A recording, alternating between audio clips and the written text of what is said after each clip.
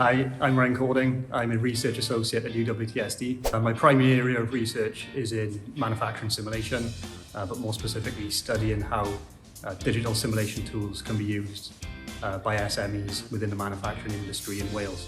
Digital simulation tools provide manufacturers with a virtual platform to holistically analyse their systems and identify potential areas for optimisation. It gives manufacturers a continuous improvement tool to experiment with future state what-if scenarios and refine their manufacturing processes. Virtual reality can be integrated with digital simulation tools to immersively evaluate models and understand how future state processes would look from a real-life perspective. Digitally testing and verifying production scenarios allows manufacturers to iron out any teething issues that may be faced during the commissioning phase, but also reduces time to commissioning.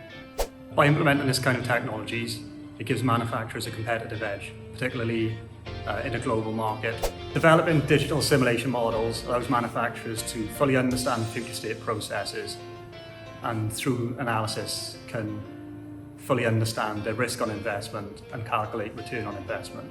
This provides a good platform to statistically justify investments to senior management.